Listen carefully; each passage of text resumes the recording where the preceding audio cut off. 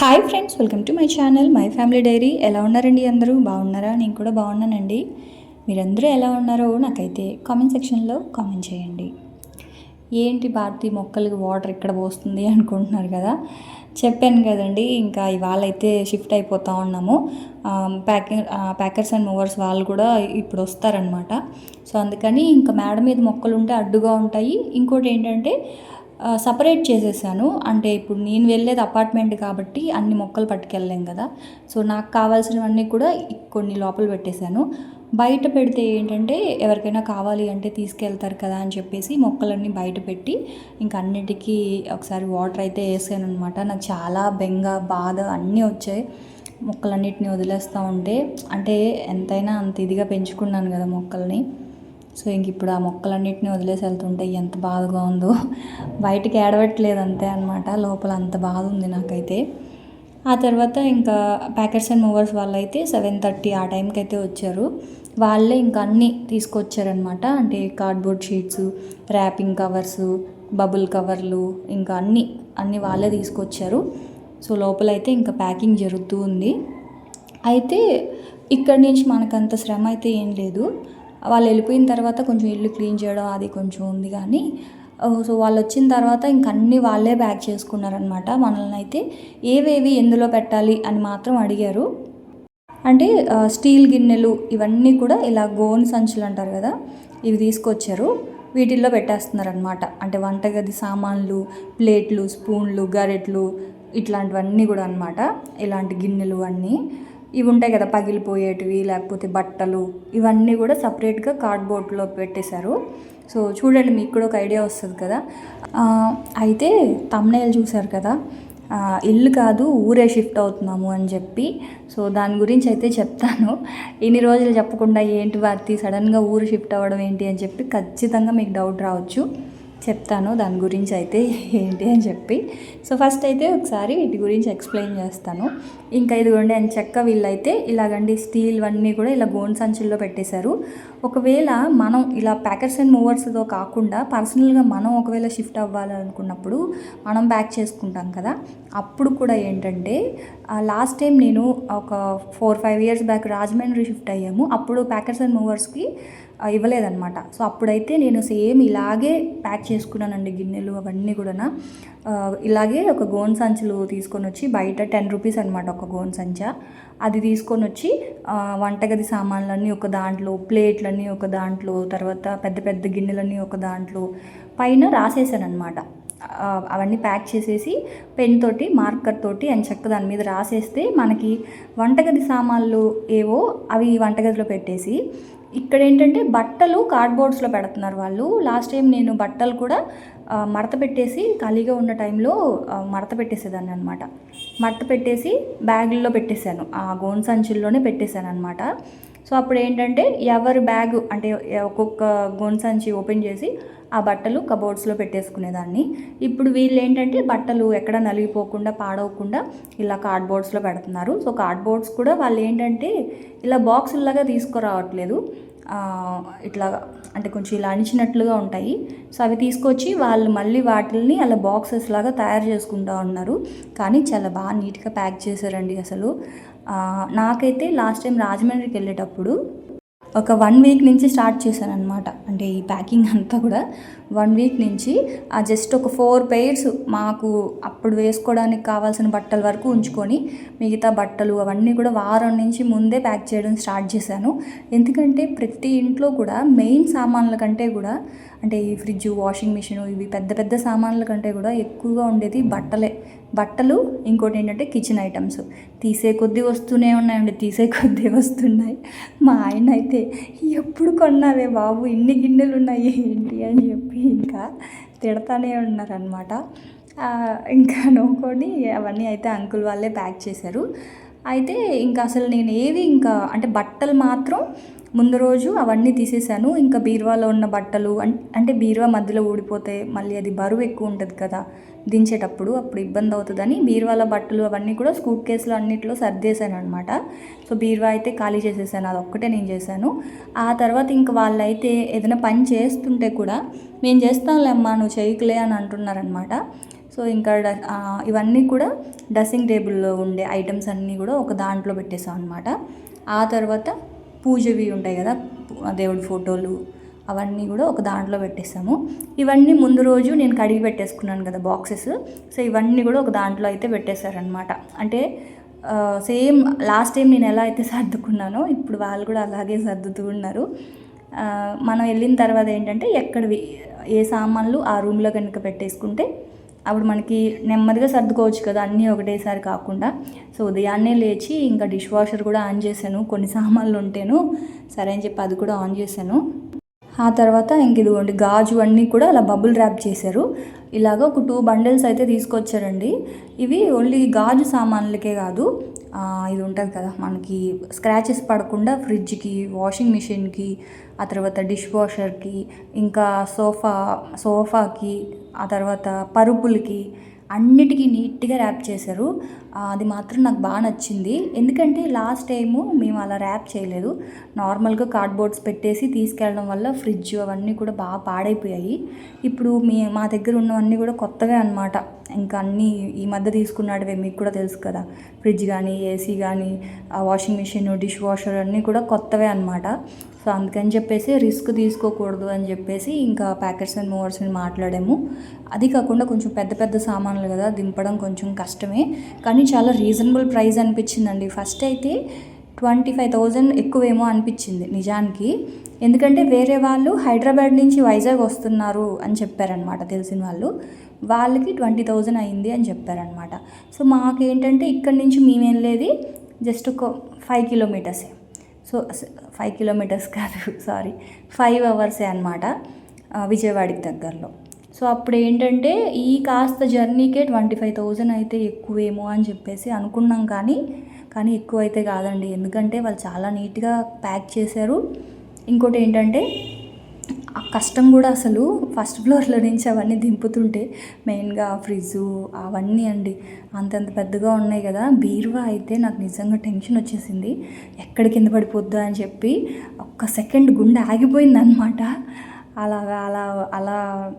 అలా ఉన్న టైంలో కూడా వాళ్ళు చాలా నీట్గా జాగ్రత్తగా డ్యామేజ్ ఎక్కడ లేకుండా నీట్గా అన్నీ ప్యాక్ చేశారు. ఏసీ కూడా వాళ్ళే డిస్మాంటిల్ చేశారు. కాకపోతే అక్కడ మనం వెళ్ళే దగ్గర మనమే పెట్టించుకోవాలన్నమాట. అక్కడ వాళ్ళకి వర్కర్ దొరకలేదని చెప్పేసి ఇంకా వాళ్ళు మేము పెట్టివ్వలేమండి, మీరే పెట్టించేసుకోండి ఏసీ అని చెప్పారు. ఇక్కడ ఏసీ వాళ్ళే తీశారు, అలాగే ఫ్యాన్లు వాళ్ళే తీశారు. ఆ తర్వాత చూస్తున్నారు కదా అన్నిటికీ ఎంత నీట్గా ర్యాప్ చేసేసారో, అవన్నీ ఎక్కడ డ్యామేజ్ అవ్వకుండా అన్నీ నీట్గా ఇలాగా ప్యాక్ చేశారనమాట. వేటివి అలా పెట్టేసి వాటి మీద వాటి పేర్లు అయితే రాసేసారు. సో ఇంకా అలాగా ఒక్కోటి తీసుకెళ్తూ ఉన్నారు. ఇది చూడండి, ఇది మంచం అనమాట. మంచానికి కూడా ఇలాగా కార్డ్బోర్డ్ షీట్ తోటి ర్యాప్ చేసి పైన మళ్ళీ కవర్ తోటి ర్యాప్ చేశారు. అంటే స్క్రాచెస్ పడిపోకుండా సోఫాలకి, బీరువాళ్ళకి, మంచాలకి.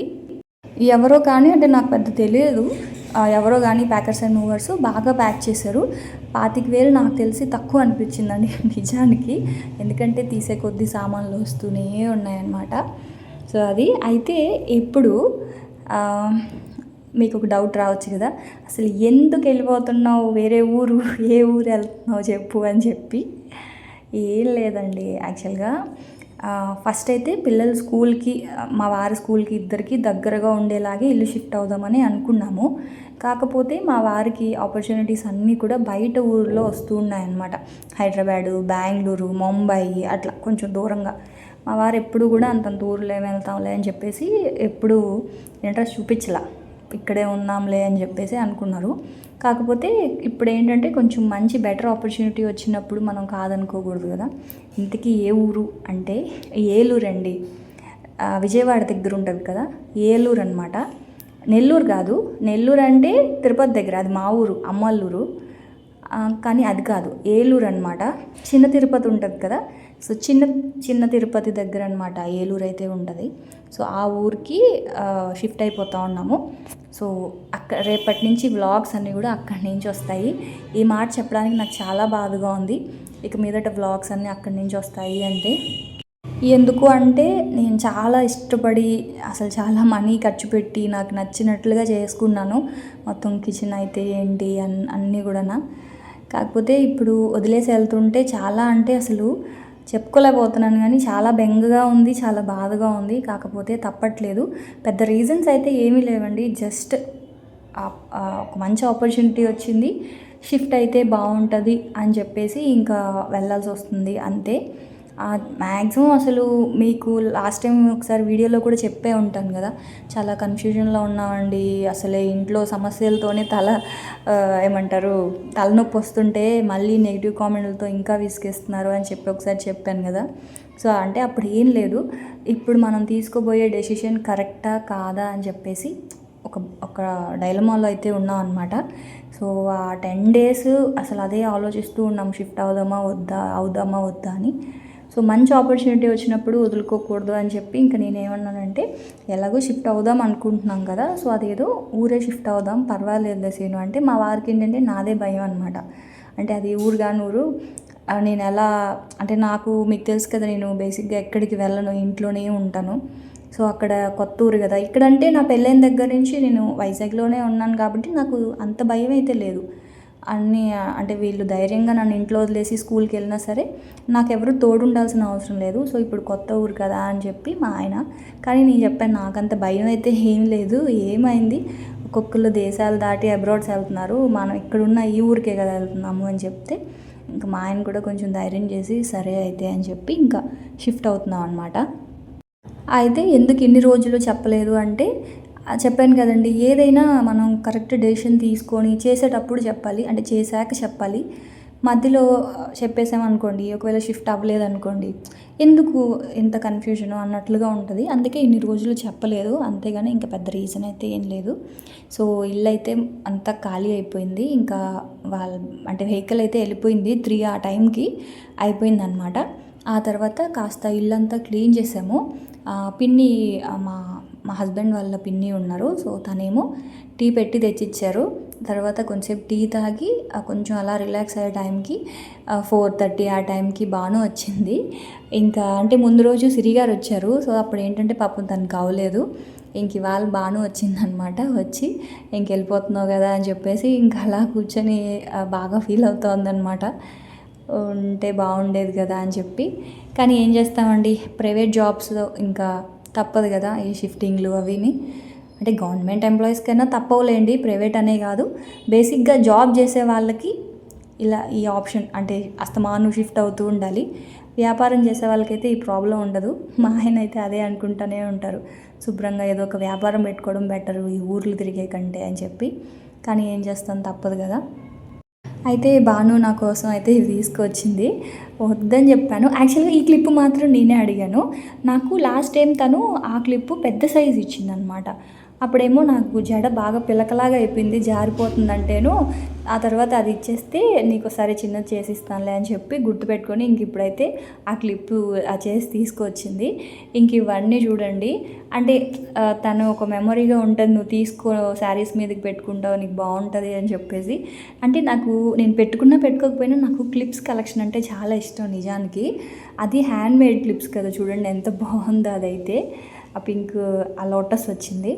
సో ఇంకా అవన్నీ తీసుకొచ్చిందనమాట, క్లిప్స్, హెయిర్ పిన్స్ అవన్నీని. దిష్టికి మంచిదని చెప్పి కాళ్ళకి పెట్టుకోవడానికి ఒక నల్లది ఒకటి తీసుకొచ్చింది. ఇంకా అవి కొంతసేపు తనతో మాట్లాడిన తర్వాత ఇంకా బాయ్ చెప్పి తనైతే బయలుదేరింది.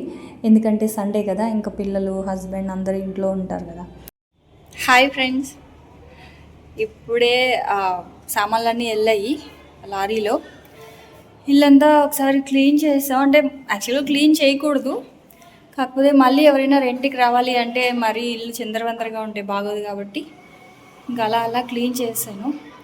ఇంక ఈ దేవుడి ఫొటోస్ పట్టుకెళ్ళడానికి అన్నీ పంపించేశాను. అంటే రేపు ఎర్లీ మార్నింగ్ 4కి వెళ్తాం అనమాట అక్కడికి. సో పొద్దున్నే వెళ్ళి దీపం పెట్టుకోవాలి అంటే కొన్ని అయితే ఉండాలి కదా.